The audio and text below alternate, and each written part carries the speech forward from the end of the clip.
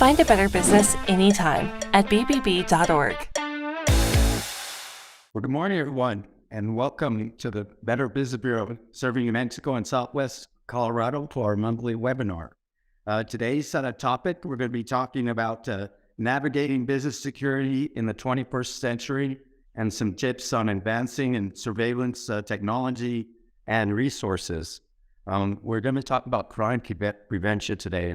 And boy, since the pandemic in the last 3 years, have we seen a huge impact on crime lately, and how it's affected not only our small businesses, but our large businesses as well. And we see retail crime being a huge issue here in the state of New Mexico.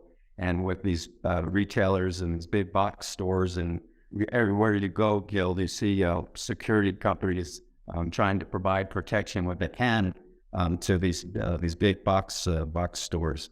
So good morning, everyone. This morning we're joined with Gil Chavez, who's a former Marine. He's a retired Albuquerque Police Department officer, and for the last several years he's been the co-owner of Advanced On-Site Protection Security. And Gil, you've been in business for several years. You're an accredited business with the Better Business Bureau. We sure do support everything that you do for us. I know you've helped us with Shred Day a couple of years ago, and we always enjoy seeing all your folks out there. So without further ado, I'll turn it over to Gil Chavez. Thank you for the invitation to the Better Business Bureau. I appreciate allowing you this platform to discuss what we do at Advanced On-Site Protection Security. And I'll kind of forgive you by saying the house. I said that's intimacy. I made it up. So a little bit of my background. I had born and raised here in Albuquerque, New Mexico, and graduate of Denver Area School. I did join the United States Marine Corps in 1983. I separated from the Marine Corps in 1988, and then joined the Albuquerque Police Department in 1988. I retired from the Albuquerque Police Department in 2005. I was able to purchase some military time and was able to retire with my 20 years a little early. I then went there and started with another friend of mine was also a retired AOP officer. We started a military security company, did that for about 2.5 years. And then we started Advanced On-Site Protection Security in 2007. I am married. I had 2 daughters, a grandson. Some of my hobbies outside of work is to go out camping. I do competitive bowling. I like the bike ride. I have a cat inspired me. We would consider that as a motorcycle. And then, so kind of a little bit about my background. So in December, coming up December, I've had almost 40 years of experience protecting people in the property. And through my experience, I've been able to view some of the things that's happening with our city and how the police department works, how the security industry has been able to help us to combine both my experience as a Marine police officer and also the technology that's out there to provide security for a business or a home. So give you a little history. Back when I joined the police department in 1988, they told us that we made our class, we made 750 police officers back then. Back then, there was only 3 area commands. Now there's 6. When I retired in 2005, there was 400 and some officers in the field that were able to respond to calls. Today, talking to some of the guys that are still on the police department, they're telling me there are less than 400 out on the streets. So when the police department has to change their priority, how they respond to calls, property crime or crimes that they categorize as level 2 or level 3 calls versus a 911 call prior to 1 where human life is a danger, they have to prioritize their response. So call like criminal trespassing, suspicious situation not in your home or business, um, alarm calls, right? Burglary call, because the alarm industry basically has created a 97% false alarm. So the city has instituted a plan where you get fined if you have excess false alarms. And so the pay for those responses that are false. So what we've done at Advanced On-Site Protection Security is combined both the technology in today's world, high-level experienced police officers, retired police officers, and high-level skilled security guards to be able to not only provide standing guard or a response to alarm calls, trespassing calls, something that's suspicious, escorts from building to a parking lot. Be able to provide a safe environment and be able to fill that niche of what 242 cops, that's what's here in Albuquerque when you call a police, they're not emergency call, to be able to have somebody respond in a timely manner, to have somebody with experience to be able to provide some sense of security for business and for all. So basically, what our company offers, we offer alarm monitoring. We offer installation of alarm systems. We also install high-end analytic cameras that actually provide a protection and perimeter around a commercial building. And we're more proactive than reactive.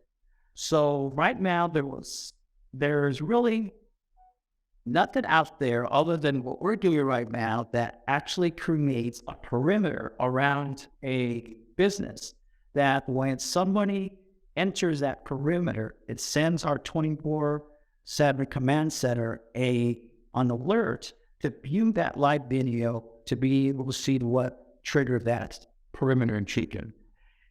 Our dispatchers are able live to be able to give you verbal warning to the person who entered that area, let them know that they're trespassing and they need to leave. And if they refuse to leave, then we will send one of our highly trained security officers to respond.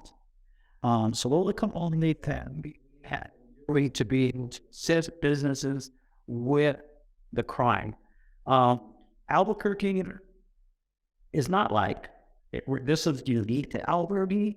There are a lot of major cities across our nation that have the same problem. You have a high level of unsheltered people that live across the United States that cause a lot of problems, like the trespassing on private property. The alarm industry basically cannot fall back on their response from a police department any longer. And so businesses and homeowners are paying for a service. Yes, they are providing burglary trigger. So that's where advanced on-site protection enters, where we can either do the alarm monitoring, install an alarm system, or we can work with an already existing alarm company, an alarm monitoring system, that we are the first call that gets called when we need to respond to that burglary alarm. What's really unique about the camera security that we're doing is we can install equipment like a PTZ camera, a thermal camera, a facial recognition camera, a license plate recognition camera. We can also install access control systems to the building where the front doors or all doors can get locked down in case of an emergency. But some of the unique things that this equipment does that can help a business is one, you create a level of security for business with an access control system where you're only allowing authorized people to enter the building. We could also add to that a facial recognition camera, and this is really a cool service that we provide, that let's say an individual has caused problems at this property, and we have our facial recognition camera that we're monitoring down at our command center. And let's say we enter this person into the system, and then let's say 3 months, 6 months, a year later, this person comes back, is on the property, gets picked up by a facial recognition camera, what's called a BOL, the armor lookout, and actually sends a signal to our command center that this person is not allowed on the property, and we're able to respond with a security officer without the business even calling us, because as you know, things will change. There might have been employees that may need management and didn't know that this person caused a problem, they're 3 months ago or 6 months ago. So using technology is one of our go-to that I felt that when I started this company in 2007 with the other owner is combining our experience, combining what we know, how a police department works, what's their limitations, what's the limitation of the alarm industry, and being proactive instead of being reactive. So we had used technology, used highly trained security personnel to be able to kind of fill a niche that is needed right here in Albuquerque for sure, to be able to provide businesses and homeowners a level of security that really nobody else in Albuquerque is doing. So if you work with another security company, all it can do really is put a guard out there, or they can do random patrols, which is fine, but there is holes in that type of security. One, putting a guard out there is very expensive. Even if you have a well-trained guard, the property was very big, if they're doing their full patrols, your property can still be targeted. He's on the north side, and then somebody trying to penetrate the building on the south side. So there is that. There's also, like I said, the cost of that. We are doing just an alarms to protect your building. Well, if you get a burglar alarm, well, the bad guys aren't already in your building. So try to be proactive. That's why we did the analytic cameras, to be able to set up a perimeter and to be able to pick up that intrusion before they get into your building. It's been very effective on larger buildings, smaller buildings that works well. Our clients are big dealerships on the shopping strip mall, small business offices, spa areas. And what's nice about the servers, the system protects it at nighttime, and the employees or business owners or maybe an alarm company can call us during the daytime. So we act like that 242 COPS number that they can call us during the day and we're able to respond. And the system protects the building at nighttime. I kind of went into a lot about our services here. So up on the screen right now, we have equipment such as a camera, pan-chip zoom camera. That's what PTZ stands for. An NVR, that is a network video recorder. And then you add on there, you got that thermal camera that gets thermal imaging. A lot of people, especially my age, don't know what an NVR is. They know what DVR is, and that's a digital video recorder. This is a network video recorder. So this is used in today's network. Everything is going sophisticated. That NVR right there is a way it captures the video, it stores the video. It also can push out analytics. Most of the cameras nowadays are doing the analytics in the camera. So we're doing the facial recognition, the license plate recognition. And so some of the systems that are using some of the equipment that we're using. On the next slide, there's a picture of our command center. We have 2 command controls that is monitored by our dispatchers. Those dispatchers are getting those alerts. They're taking the phone calls. My staff and the dispatchers are taking a phone calls to respond, but also taking calls for new clients. We are very unique in the command center that we're using. I don't need 300 monitors out there to monitor our clients, because the software that we're using is one of a kind. I know there's other brands that have similar stuff, but what's unique about this is that we get the alerts based upon intrusion when it's armed. So the dispatchers are able to see the intrusion, they're able to play it back, and they're able to determine if the incident needs a response or not. So very unique. We're able to see all the cameras that are on the system, where they're able to play back, they're able to speak into a system and be able to actually talk to employees at the site, ask them what's going on. So we're able to interact and do the network. So very sophisticated system. I was told that we use a company called Ike Vision. I was told by Ike Vision we're the only company in the Southwest region that is using this technology for this type of service. So I'm pretty proud that we're able to do that. So Gil, we actually have a question from the audience. Even today, there was headlines in regards to the shootings, or whether on a campus or someone going into a business. How has the evolution of security changed in regards to handling situations like that? I don't actually remember a security guard being around in a school setting or anything like that. Are you starting to see things evolve in more public and private places in regards to security over the last 10 years? Yes. So our culture, you see all the news, you wake up and you hear about these mass shootings. Basically what's happening is that either through mental illness or drugs or reasons why they're targeting maybe a school or maybe a past business where they were at. Is what they're looking for is soft targets, right? A soft target versus a hard target.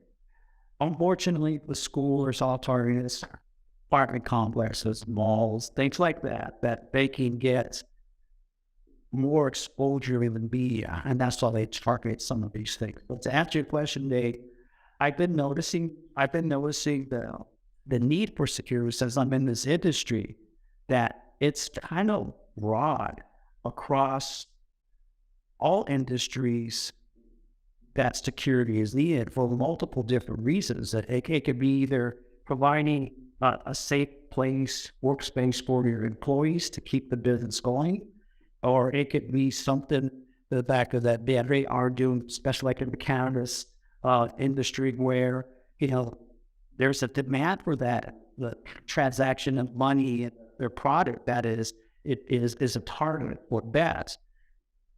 All of them are lotteries. So what we're seeing is private security is now needed because the police department just didn't have resources to protect several industries and businesses. And then, Gil, I have a question too. If a small business has absolutely zero security measures in place, say it's a brand new business, or maybe they're taking over a family business, whatever the case may be, zero security measures in place, where do they start? So hopefully they would talk to a company like mine that'd be their initial conversation, because a lot of companies, security companies, or even businesses, they start at their own place. They'll go, we need cameras, we need an alarm system, we need a security guard. You need somebody to go and talk to the business owner, because every business is different. Their needs are different. How much money they can spend in security is all different, right? So having somebody that has, as long as I've been doing this, I can listen to my potential client, listen to what they're telling me, and then able to have options and structure something that fits their needs and being able to, also their budget. where we're not overselling something to them. I just go in, be honest, tell them what we do, tell them the facts of the police department. And that's how I've been successful, for the last 18, 19 years in the privates. And a quick follow-up on that. I know that a lot of people joining this webinar are from out of state, and I'm sure this changes from city to city, at least at some point. From your experience in the past, whether it be your police experience or now in the security business, how does it change from town to town? Albuquerque, for example, kind of a medium-sized town, but what about a larger town such as Chicago versus a very small rural town with, 500 people in it? So there's a lot of factors in that question, like what's the current laws in that metropolitan, right? But what does the government is going to allow private company to do versus, a government like a police department? So I don't have a lot of to answer a lot of questions outside of Albuquerque because my experience is Albuquerque and New Mexico. But what really is what's kind of why do I say this all the time to my clients? What is that imaginary line that's between Albuquerque and Rio Rancho? And you can drive to Rio Rancho and you don't really see panhandlers out there. You don't see the trespassing out there because the perception, whether it's true or not, you don't speed in Rio Rancho. You do not drink and drive in Rio Rancho. It's because that government that's in place, whether it's the mayor and the police department, they hold people accountable, right, for traffic stops. It's where in Albuquerque, we have lost that ability to be able to have the police department out there to being a little bit more visible, more proactive doing car stops. There is a direct correlation that more traffic stops actually triggers, a lot of crime. And I was just amazed the other day that I even saw police officers off course conducting the traffic stop. So I'm just thinking there must be some type of TAC plan that they had in place that they were kind of concentrating maybe on speeding or something like that, or a seatbelt TAC plan. But that's the whole thing too. It's like, what's the size of the police department to be able to respond? And then also, how is, the government and that city, and how are they addressing these issues? Because what's going to happen is that if crime or individuals are not held responsible, they start off with the petty misdemeanor crimes and then you start escalating up to the more serious violent crimes. How much is that is directly correlated to the manning levels of local police departments?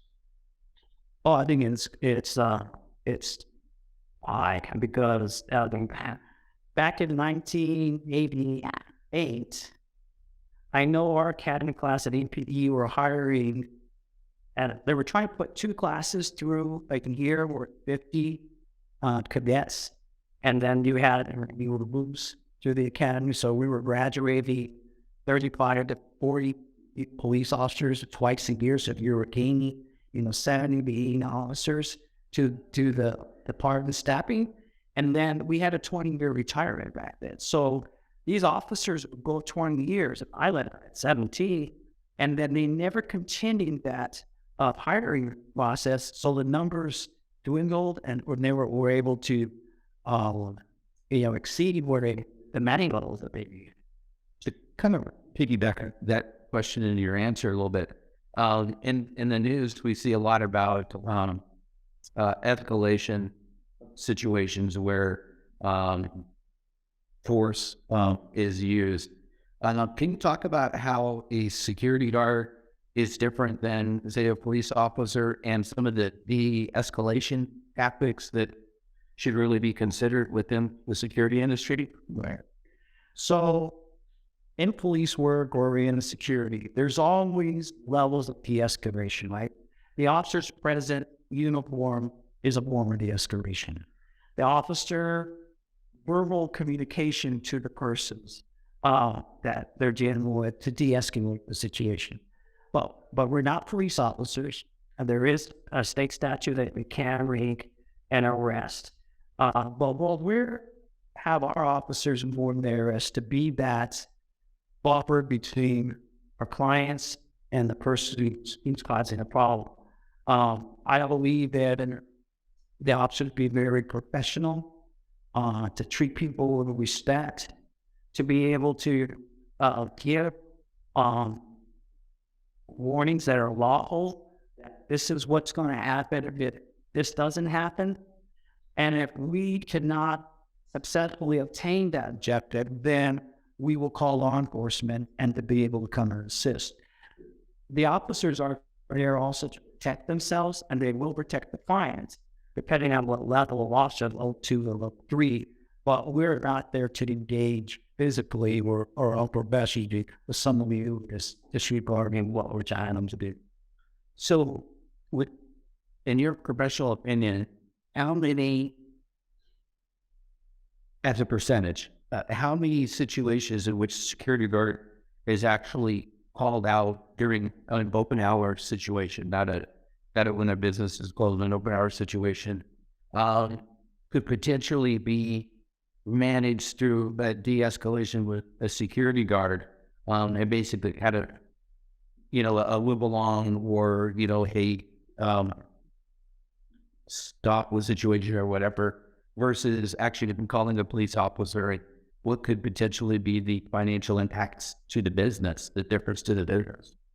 As far as the police coming in, As far as being able to use a de-escalation versus actually force, and whether property or people were to get hurt or damaged, including employees, not just customers in a retail situation, but an office, a domestic office situation. So that's always hard to gauge, because if you hire a security guard and he's there and he's visible to the exterior, how much of that visibility deters the problem that could have happened if he wasn't there? Right. And then so very few times do we actually have any incidents when the guard is there, because they're all equipped with radios. They've all been told how to verbally de-escalate situations, and they're able to contact one of these higher level patrol officers or in a law enforcement officers to be able to go out and assist them. So sometimes when we have 2 officers there, one who was highly experienced, that was a retired law enforcement officer, almost always de-escalates the situation where we don't even have to call police after that. So I believe we're also, at a company, we're helping the city of Albuquerque's resources on the police department, not having to respond to these type of calls, where they can respond to more serious calls. So this is actually kind of a question for Brian. I'm sure as the BBB president, you get a lot of calls from startup businesses or businesses that are having concerns, with fraud or scams or anything. But I also believe that you probably get calls in regards to business expenses, like how do people control business expenses? HR expenses are going through the roof, insurance expenses are going through the roof. But how often do businesses contact you in regards to security issues, and whether that would impact some of the costs of their business? Well, this is a lot, and you would think that we would be, but as far as like physical security, and that we don't get a lot with it, it's more like cyber security, but as far as the physical security with threats and everything else, I mean now this is important information, because in the last 3 years, almost every business has been impacted by crime, and they've had to do something. And we had to, and like you said, where do some businesses just start with just get a regular, like as your own for your business of home alarm. But we had to understand what we did because we got some threats here, like the bureau or a government agency, but we had some threats like shoot all of our employees in here, and that's why we have we have to reinforce to come in. We had them come in and do the active shooter presentation. I had to use security for termination of a certain employee, where we had to bring in special security. But you think it's affected someone like a small business, a nonprofit, over here, what it's doing to businesses that are for profit and are, living out there to meet day-to-day expenses. But as far as the complaints of, with physical threats and everything, it's more, carry over to the police department or something. But these issues that we're talking about today, are things that are in the back of our mind. But like what you said on, businesses are thinking of ways to cut expenses in different ways in things and bills that they're paying, but avoiding some expenses that are needed in security is something that we should probably budget for, right? And that's what advanced on-site protection security is option, right? So, and I spoke about that a little bit earlier. We have options to look at. It does Action Guard used to be out there because. So I've been in the business since 2007, like I said. So what was happening was a business would call me because, let's say, they had criminal trespassing problems, and so they hired us. So we have put a guard out there, and and then the trespassing would stop for 6 months, 7 months, 8 months, whatever, however long. Then somebody who's in charge of the budget of the business will start looking. We're paying security $6,000, $8,000, $10,000 a month. Securing, we haven't had any issues, so maybe we can cut out security. So I would put that account, right? And then they would, the problem will come back because it's Albuquerque. And so what can we do to provide security for a business who doesn't have that $8,000 budget or $10,000? And that's why this surveillance security cameras work so well, because there is a one-time cost to pay for the equipment and install it, but there is a manageable monthly service that your business not only just getting protected rate, you only have to guard there for 8 hours. So let's say the business closed at 6 p.m. and opened at 6 a.m. Well, now you got 12 hours of security versus the 8 hours and a much less cheaper, longer cost to provide that type of security. So having that type of service right now is, I believe, is the way security is going to say, what's the future of security? This is the future of security.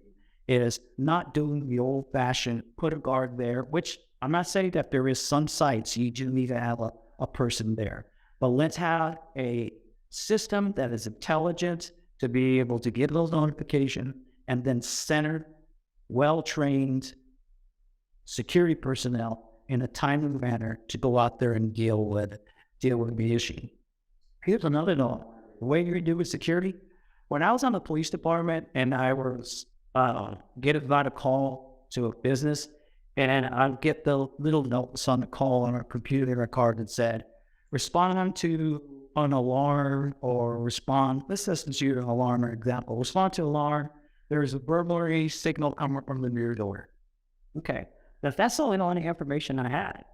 So I would respond, of course, and we'd use our officer safety, and then I would just have to take my chances on when I was going to encounter it.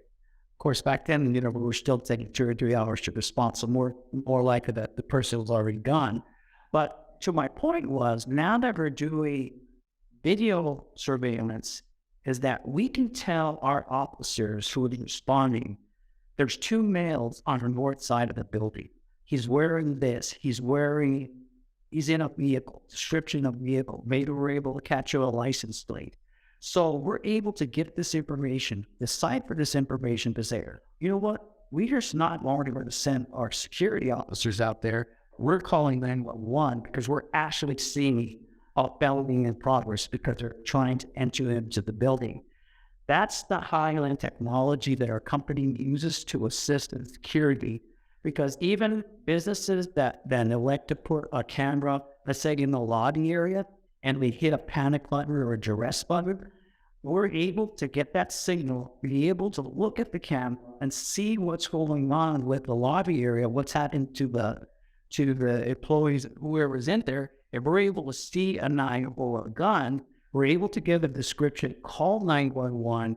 Now that becomes a 911 call, a prior 0 call, and call the police to be able to respond, something like that. And Gil, a little bit earlier, you mentioned the topic of employee safety. Specifically, how does a sense of employee safety in the workplace help make a business better? Oh, that is a huge topic over the last year. I've been contacted by several owners of businesses, and they're telling me that it's a must for them to provide a safe workplace for their employees, because he was having employees turning. They're leaving because they just didn't feel safe. And that's huge in businesses that need employees, like restaurants and retail, that somebody needs to be there to sell or sell a product, right? And if your employees don't feel safe there, then they're not going to be there. As long as the business will suffer for that. Absolutely. And that doesn't just cover retail stores either. This can happen at any sort of business, correct? That is correct. Anywhere there is an area of Albuquerque, and unfortunately we had a lot off the Wellness Central, then you got in the streets that are going beyond. I mean, I'm even getting reports of the unsheltered dealers bar as Tramway, big Talon area, where it's higher income of people in all those proctors. It's not just in those areas, but it's extended everywhere, because there's an unwritten rule between the unsheltered that whoever gets to that spot first, that's their spot. Okay. Really? Yes. So basically what happens is that that's their area, and whatever method they're using to get money, whether it's panhandling or selling some stuff, or I've seen, they have to extend out because somebody's overtaking those areas. It's faster. We used to jokingly wonder where the sign up was. So now we kind of understand that. My father, when I grew up, always had the saying, the best prevention is a 60-watt light bulb. How is that now it's not an adequate answer to basically preventing crime or even trying to offset that in any way? So when I was on the police department or going through all our yearly trainings, we would get these prisoners, they were ex-cons prisoners, and they would come out and talk to police organizations. They would say, how did you get caught? Or how did you target a home or a business? And, a lot of them would tell us exactly. And I looked at this a little earlier, it's between being a soft target and being a hard target. So residential crime, what these people that are burglarizing business at home, what they do is they go out through the night and they pick a neighborhood and they look for things like, is the front door concealed? There's alarm signs? Is it easy access into the house or even a commercial building? And they look for these keys to target which home they're going to burglarize, maybe during the daytime, right? Commercial, the opposite, at nighttime. That's when they're going to make that a target. So what you have to do is, yes, lighting is great. Yes, alarm signs are great out there. Having the dog also in the residential is having layers of protection for your home and business. Everybody has a fire escape net. What happens at 2 a.m. somebody is breaking into my vehicle outside, or it's 2 a.m. I hear noise of somebody's entering the building. You got to have those plans set in place so that you don't freeze up at the time, and then you will become if you freeze. If you don't train, have a mental capacity with a mental state to react, you will become a victim. And I know if I give this scenario a lot of times to homeowners and business owners, and mostly men get this wrong. I think I even asked you, Dave, Spencer, you were in my office one day. I said, okay, it's 2 a.m. You're awake in my voice. You're under a vehicle, which is parked outside. You look through the window and you see two male subjects breaking into your car. I stopped it there. What would you do? right? And when I give this scenario out to men and women, the men are all macho, right? Macho's gonna macho us, and they're going to, I'm gonna get my gun, I'm gonna be this, I'm gonna go outside, I'm gonna confront that.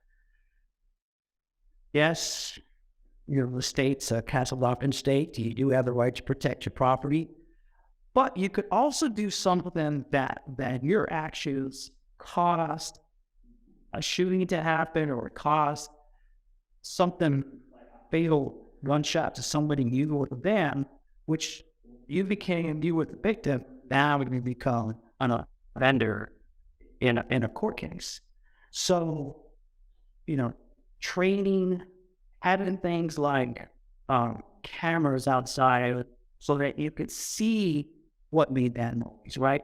Without having to go outside everywhere. Making that decision, okay, that's my car. Yes, they're breaking it in. Call 911. Let them handle it. And I have insurance. That can be replaced. If the light cannot be replaced, that Toyota, whatever you have out there, can be replaced, right?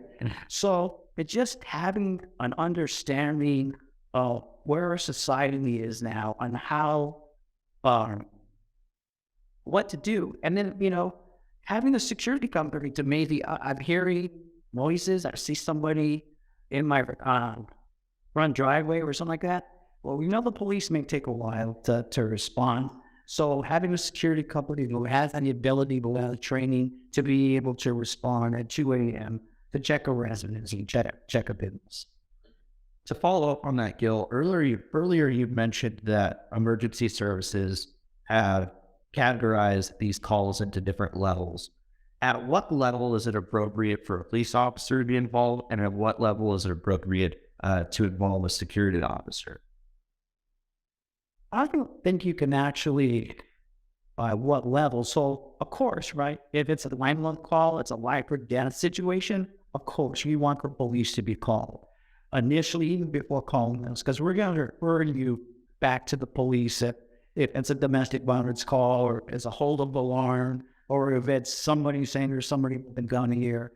That's not what my security company is going to address. That I won't send them out to that.